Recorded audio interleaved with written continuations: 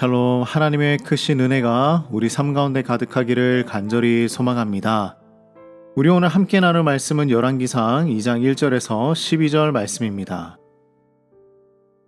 오늘 본문은 이스라엘의 왕 다윗의 죽음과 또 그의 아들 솔로몬이 왕위를 계승하는 이야기를 진행하고 있어요.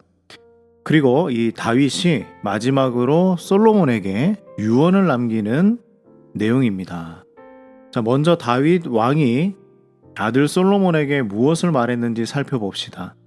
다윗은 솔로몬에게 하나님의 법을 따르고 그의 명령을 지켜야 한다고 전해줍니다. 이 다윗의 일생을 한번 살펴보면 그는 왕이 되기 전에도 양치기였고 시인이었고 또한 전사의 역할을 감당했었습니다. 그러나 그의 생애에서 가장 중요했던 것은 무엇이었냐면 하나님을 신실하게 섬겼다는 것이죠.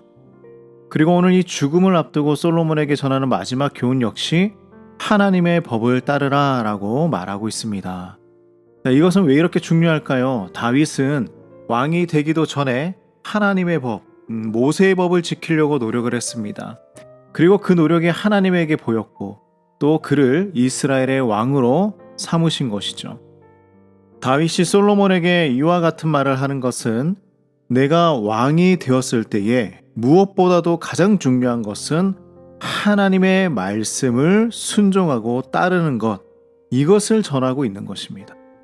자, 어떻게 이 말씀을 우리 삶에 적용해 볼 수 있을까요?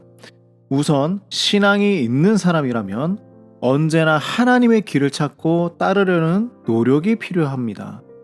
우리 모두의 삶에서 마지막 일은 언제 올지 모릅니다.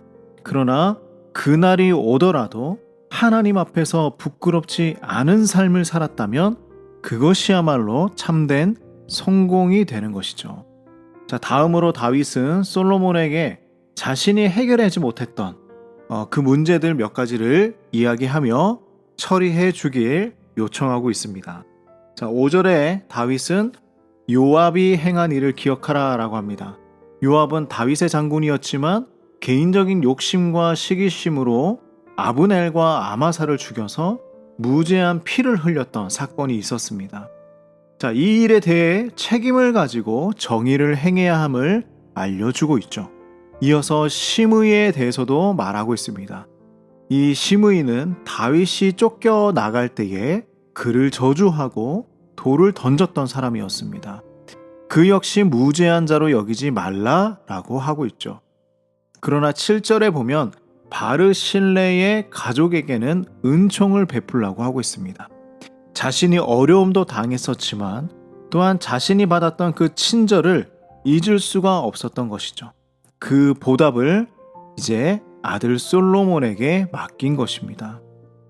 솔로몬에게 모든 왕위를 계승하고 다윗은 눈을 감습니다.